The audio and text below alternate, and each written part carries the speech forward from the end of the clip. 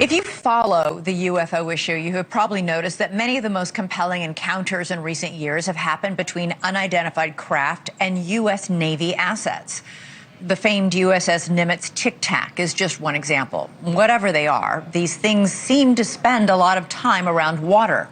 Now, that has fueled speculation that aliens might be living on the ocean floor instead of above our heads in space. That fascinating theory is the basis for the latest NewsNation special, Reality Check with Ross Coulthart, Underwater UFOs. It airs this Saturday at 8 p.m. Eastern.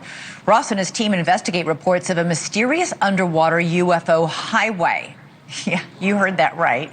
Tens of thousands of unidentified submersible objects, or USOs, as they're called, have been sighted off United States shorelines, most frequently off the coast of California. That's where the team met a boat captain who was speaking out for the first time about his harrowing encounter with several color-changing orbs. And that's what really interests us with your case, because how long would you say the total duration from when you saw these things?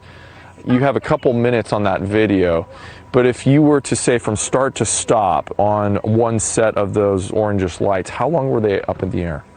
Probably, I was witnessing them flying close to my boat for about 10 minutes. There's some smaller ones off in the distance you don't see in the video, but it started out like as three orbs that were close together, like in a triangular pattern, and they'd all kind of they were changing colors from red, black, orange, some weird oddball stuff, and they would merge together as one, and then they'd split off. There'd be two of them, then there'd be one, then there'd be three of them, and at certain points they'd just disappeared altogether and would just reappear. They'd drop down close to the water, like right above the water, and started coming towards me.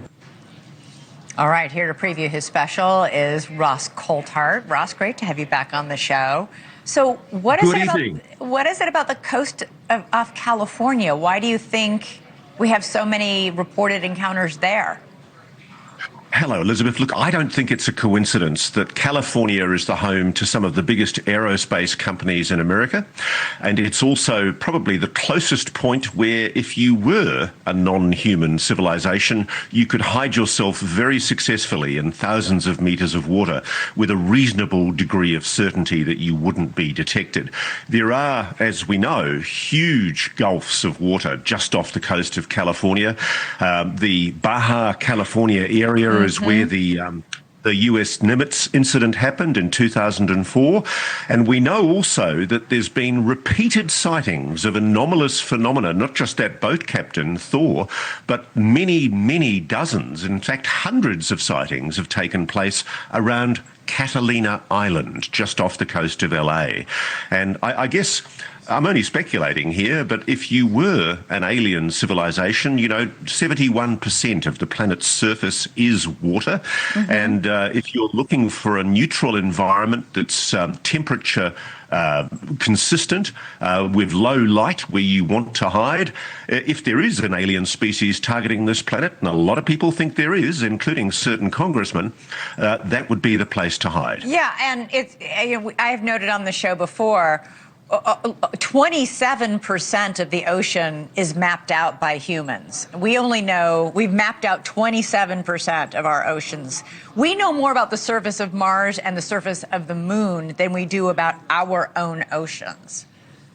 That's so true. And Elizabeth, I'll tell you, I've spoken to submariners who are working out of the submarine fleet with nuclear submarines up near Seattle there. And they've told me that they've recorded anomalous phenomena moving faster than the speed of sound underwater. Like that's let's say faster than 1,000 knots underwater. We don't have any craft in the human technology. No, all that pressure, the water pressure, it's hard to swim in the ocean.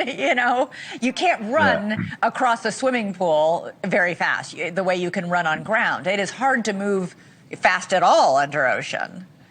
Yeah, so we have this very silly situation where even under the current administration, there's a kind of a denial about the possibility of non-human intelligence or NHI.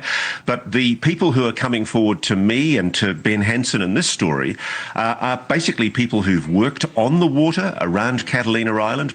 We've spoken to people in the military, and there is a vast number of people who are willing to go on the record to say they have witnessed anomalous phenomena underwater doing extraordinary things. Just a yes or no answer, because this will be a teaser, but do their stories, are they describing the same thing or a bunch of different things that they're seeing? Very much the same thing. Okay. Very much the same thing.